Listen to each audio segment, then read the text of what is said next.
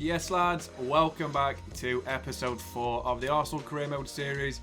In today's episode we've got 8 games I believe, starting with a massive fixture against Manchester United in the Premier League. So as you can see, we're 2 points behind the Red Devils at the moment as we head into the fixture at Old Trafford. We actually hit the press conference before this game because I feel like it makes sense. It just makes the game a little bit more realistic when you do press conferences. For big games like this, it just works, I think, in adding a bit of realism to the game. So yeah, fantastic performance in our previous match, which it was. Did you think we have Manchester United worried? Not really. I think we'll probably lose, to be honest. I mean, United have got a fantastic team on this game, and even though they misfire in real life quite regularly, I still feel like in this game, like, Sancho's still class. They've got Ronaldo still, who's like 91 rated, and they've obviously got Casemiro, who's just joined, who's bagging so many good performances in real life as a team. So yeah, we'll see what we can do as we head into this fixture. And we're arriving at Old Trafford right now. We see the David De Gea tifo. Obviously had a fantastic season last season. The Spain former number 1, I should say. I think it's Unai Simon now, the Bilbao keeper. As we head into seeing the teams, the goalkeeper of Man United, of course, is David De Gea. We've got back 4 of Dalot, Lindelof, Varane and Luke Shaw. Where's Martinez? Midfield 3 of Fred as the captain, Casemiro and Bruno Fernandes. And we've got Elanga, Ronaldo and Rashford as the front 3 with Malacia. And as I say, Martinez and Sancho on the bench. So we'll also see our team before kick-off as well. Our usual team starts. Ramsdale in goal. We've got Ben White, Saliba, Gabreil and Tierney as the back 4. Midfield 4 of Saka, Partey, Lokongo and Martinelli. And then we've got Captain Odegaard and Gabriel Jesus as the striking duo. Hopefully we can get the win. Hopefully we can. It's such a difficult opposition. And it's going to be an absolute monumental effort to beat this United side. So we'll start the first half of the game, and it comes towards us as Saka's going out wide, gets past Shaw, looking for the finesse shot from 25 yards. It's a brilliant effort, it's off the crossbar, and United clear the ball away. We also get the next highlight as it falls out to our man Partey on the edge of the box. Odegaard hits one from distance. It's a wonderful effort, and it hits the post for a second time. So yeah, Man United and Allow get their own chance just before half-time. Rashford coming down the line, gets past White with a brilliant piece of skill. Saliba pulls it back towards Casemiro. And they're so damn lucky, this United team. We've hit the post twice already. And Casemiro just puts them 1-0 ahead with an easy finish as we go 1-0 behind just into the half-time interval. So it's not too bad as a first half, but we really need to be doing better. And we will restart for the second half with the next highlight of the game coming towards United. As Fernandes and Casemiro play quick 1-2 on the edge of the box. Through ball towards Sancho. Back towards Fernandes. And he makes it 2. And we're struggling. We really, really are. We're not doing very well. Look at him running. What an idiot. I absolutely hate this man in real life. Such an idiot. Guy's an idiot. United then make it 3-0 through Elanga. And it's just gone from bad to worse right before we get a consolation goal in the 83rd minute through Emil Smith-Rowe on for Martin Odegaard. And that's basically it for this game. I mean, it's a good finish from ESR, but that's a really, really bad result. Really, really bad indeed, as you see the end of the game. And we lose 3-1 at Old Trafford. It's just embarrassing at this point. It really, really is. Not a good start to the season in general. We've lost to every single team in the top 6 so far. We've lost to Liverpool, we've lost to City, we've lost to United. I think the only team we've drawn against is Chelsea. You know, hopefully some easier fixtures next time because we need some. We really do. We need to recover some ground on this United side. They're now 5 points ahead, and it's just becoming an impossible task to keep up with them. It really, really is. But, you know, enough about the negativity. We did have some good performances in this game.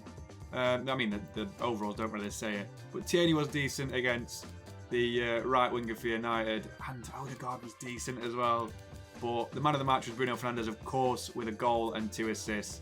But you know what, guys? After that negativity, we'll move on into the next game of the episode, where we're back in Liverpool, and we've got a game against Everton at Goodison Park. It's a difficult ground to come to in real life, of course, Goodison Park. Everton always turn up against the big 6 here. And we'll see our team before we kick off. So Ramsdale starts in goal as always. Back 4 of Tomiyasu, Saliba, Gabreil and Tierney. Midfield 4 as always, Saka, Partey, Zinchenko and ESR. We've got Odegaard and Jesus as the striking duo, the usual pairing, and we'll see what mischief we can go up to against this Everton side. Well, we'll start with the first highlight of the game. In the 33rd minute, as we get a chance, Jesus pulls the ball back towards Saka, who cuts inside in towards Odegaard. Nice. What a goal that is. And look at Odegaard's celebration in a minute. Such a pretty celebration. What a goal. The captain of Arsenal really pulling up trees at the moment this season. Fantastic little bit of interplay there and a fantastic finish by Martin Odegaard. As we'll re-pick up after the half-time interval in a minute. 1-0 up in the first half. Decent first half overall. And the next highlight will come towards the way of us in the 53rd minute as Odegaard and Saka link up in towards Jesus, who makes it 2-0. And this game is becoming, an easy win, to be honest, as far as I can see. 2-0 up already in the first 52 minutes. And Jesus copies Richarlison's celebration in front of the Everton faithful. Sort of like take the mick because he's gone to Tottenham. And I hate Everton in real life, even though I did a career mode with them. But still, brilliant start to the game as we win 2-1 overall. As Dele Alli gets consolation in the 59th minute, which I couldn't defend. But who cares? Who cares? We don't want to see that. We've seen so many goals already in this episode against us. 4 in 2 games is a little bit too much for Arsenal, to be honest. And we see the expected goals and things like that. I think it's a deserved win, to be perfectly honest. 2-1 at Everton. They have more expected goals, but who cares? Again, who cares? We still won the game. We took our chances far back. They've got a very good team if you look at it.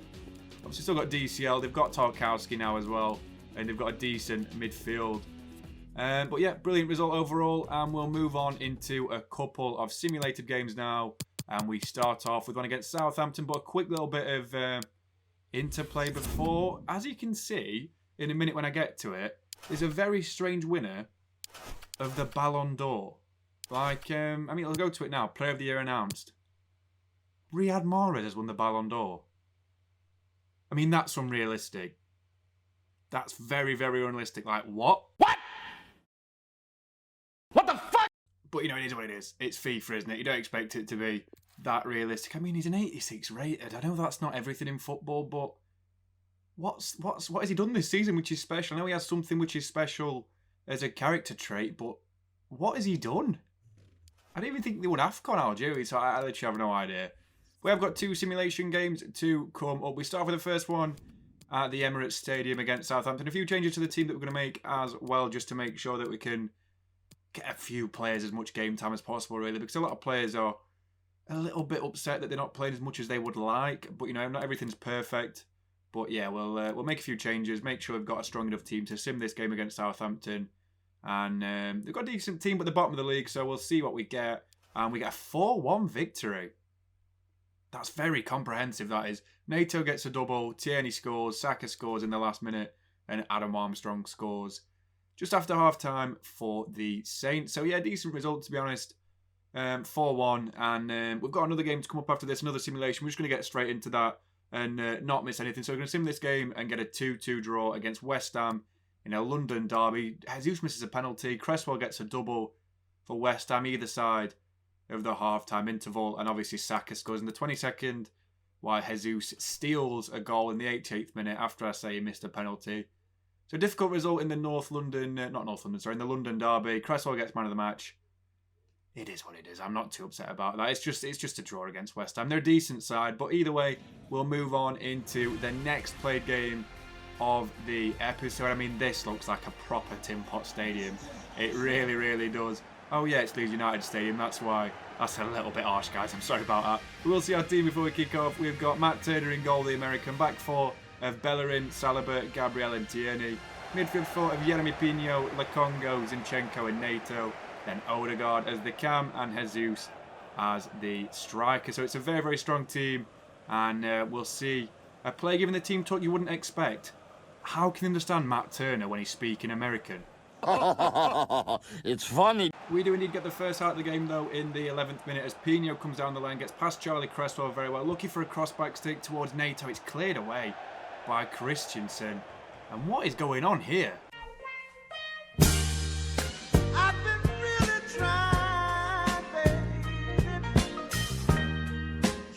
That's a little bit suspect. What did I just witness? And then Christensen does all that to get away with the ball. I don't know. In the 31st minute, we do get a chance of our own. Jesus is coming through, and he just slots it past Illan Meslier. Another assist for Martin Odegaard as well to put him further above the assist rankings, and he already is. Brilliant start to the game for us, and hopefully we can retain our at least decent form in the last couple of games. A draw against West Ham's not bad, and a good win against Southampton to beat this Leeds United side.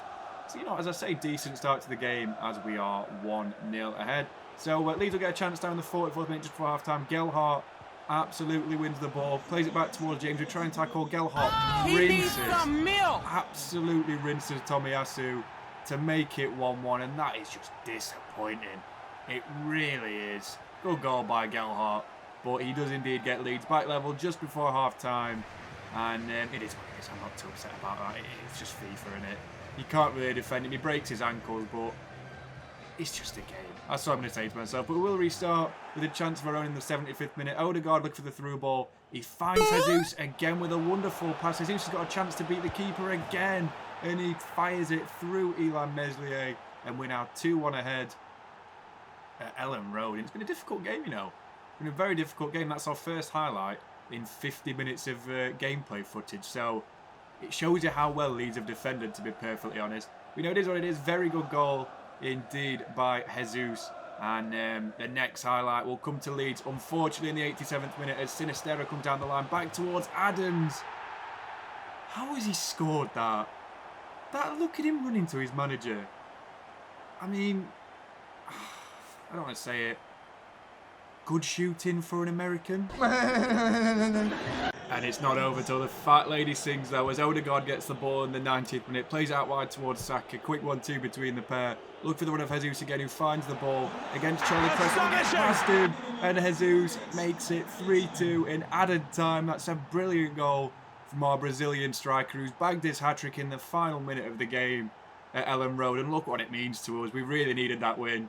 It's not been great so far this season. Matt Turner, in his strange language of American, celebrating. It's a brilliant goal, though, to be fair. Very well worked straight after the restart, but that's how you tend to score on this game. Either you concede like that or you score like that, and everyone knows that who's played this game for longer than 2 seconds.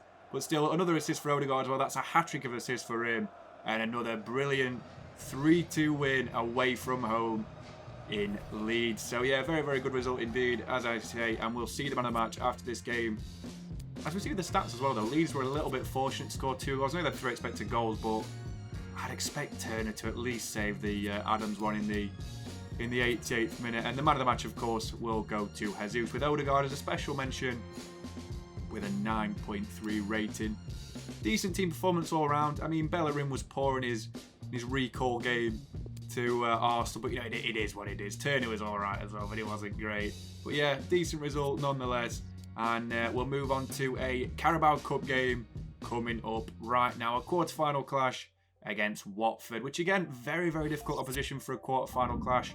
But if we win this, we draw we don't draw Leeds, we draw Hull City in the semi-finals. So that's all I'm saying. They've beat their League One opposition in the quarter-finals before. And if we win this, that's surely a tempting offer to get to the final, beating Hull City, surely on both legs. But we'll sim this game anyway and see what happens. It's another 3-2 win, so I'm not upset about that. As Smith Rowe scores in the 6th, I can't even speak. Kayembe scores in the 41st. Viera scores in the 62nd with Kuchka and Smith Rowe finishing the score in the game. Obviously, we won 3-2 with a man of the match for Smith Rowe, 2 goals for him. He's been fantastic in this cup, he really, really has. And we'll also, after this, we'll get another sim game out the way as we beat Bournemouth 3-2 away from home at the Vitality Stadium. A former rebuild team. Solanke opened the score in the 7th minute. Saka scored 8 minutes before the half-time interval. Stanislas then scored, the former, I think, Arsenal Youth Academy product. And then Tomiyasu and Saka sealed the game for us with the man of the match performance again from Bukayo Saka. This team's been fantastic now, just not defensively. So another brilliant result, as we say again, and hopefully that will give us all we need for the final game of the episode, which is a difficult game, as we see the players walking out from the bus. Jesus got 15 goals already this season in 32 games. We've got Wolverhampton Wanderers in this game at the Emirates Stadium, so hopefully we can be difficult opposition. But you know, I'm not I'm not holding out too much hope. Wolves are always difficult to play against, and this game is no exception. So we'll indeed see our team before we kick off, though. Ramsdale starts in goal. Back four, as always, will be White, Saliba, Gabreil and Tierney. We've got Saka, Partey, Smith Rowe and Nato as a midfield four, as Smith's rewarded for his brilliant Carabao Cup performance. And then Odegaard and Saka as the front two. So the first out of the game will come towards us in the 23rd. Odegaard's running clear with the ball. Looks for the brilliant pass towards Nato, who slots it straight past the Wolverhampton #1, John Ruddy. And that's an excellent start to the game. What a through ball by Martin Odegaard. Brilliant finish as well by our new man Nato against his former club side. It's a good start to the game. I mean, look at this through ball. Look how precise it is. Absolutely exceptional from Odegaard. And we are indeed 1-0 ahead going into the 30th minute, where Odegaard's through again. He beats Nathan Collins. He's got Ruddy to beat yet again. And you know what, guys? I don't want to be candid, but I actually think that this might be game over already. I mean, we're 2-0 up in 30 minutes.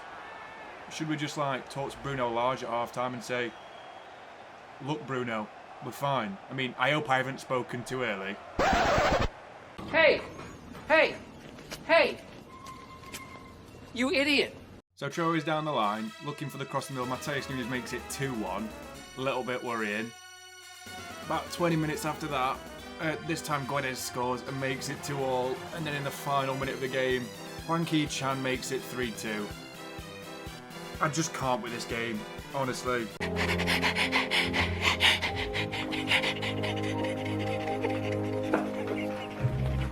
I mean, not even Tom Cruise overacting in that clip can make me happy. So something must have gone wrong. I mean, we've lost 3-2 to Wolves, and we're 2-0 up, and now yeah, we're balling at the moment. We seem like we're going to win, and we haven't. We've lost 3-2. I mean, I know I sound a bit deflated, but I feel like that's because I am. If I had a post-match press conference, I'd be rinsing the boys, to be honest. I'd be like, you know what? No one in that game deserved any week's pay for that, apart from Big Dog Odegaard, who actually performed. He was the only player who literally performed in that. I still can't believe we've lost that game. I don't even know what to say. I'm just gobsmacked, if I'm being perfectly honest. It's a poor way to end the episode, I'll tell you that. We're back where we started. 4 points behind Manchester United, and I'm not feeling confident, guys, going into the January transfer window. I feel like we need another defender. We might need a midfielder. We might need a keeper. We might even need a striker. I mean, Jesus is scoring, but, you know. I'm thinking we need a new central midfielder, though, mainly. A centre-back could be useful as well, though, but I do like the pairing of Saliba and Gabreil. We concede loads of goals, but I don't really blame them, guys. I blame my inability to defend on Ultimate with the adjusted, what's it called, competitive mode on. Oh, it's frustrating, man. It really, really is. I'm actually really looking forward to going away in 2 weeks. This career mode's killing me off very, very slowly. But you know, guys, it is what it is. We've also got an injury for Pedro Neto for 2 weeks. I mean, if that didn't make things much worse as well, it is what it is. I'm not going to get too dejected about it, too upset. But yeah, I mean, if you enjoyed this one, guys, I'd like you to show your support for me, please. I'm having a really rough time with this game at the moment. It makes me struggle to play it when you're losing games like that, because the AI just decided to turn it on for the final 60 minutes of the game. And as you can see, we're still 2 points above West Ham, who are in 6th place. I mean, a team who we drew against this episode.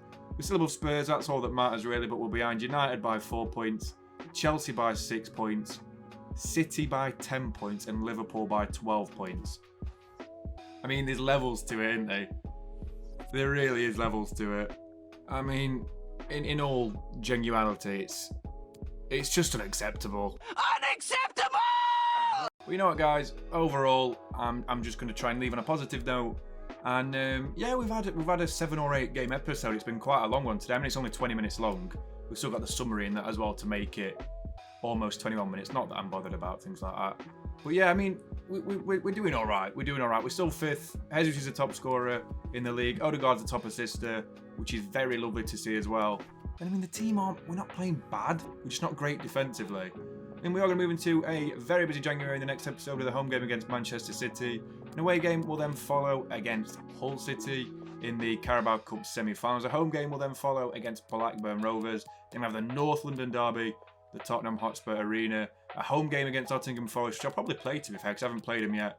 And then finally, we'll play a game against Hull City in the second leg of the Carabao Cup. Then potentially games against Wolves and Chelsea. We'll go into the episode summary now, guys. And as we can see, the player of the episode, in my opinion, was Bukayo Saka. Fantastic episode. 4 goals, I believe, and a couple were absolute worldies. Could have had more if the post wasn't available. And then finally, the top scorer was Gabby Jesus. I think got 5 goals, as far as I can count. But yeah, very good episode in general, guys. Really appreciate you watching, as always. Please leave a like and subscribe, and maybe a comment if you're feeling like it. Sorry for the late upload, as usual. But you know what? I'll catch you the next one, guys. Stay safe, drink plenty of water. Catch you the next one. See you soon.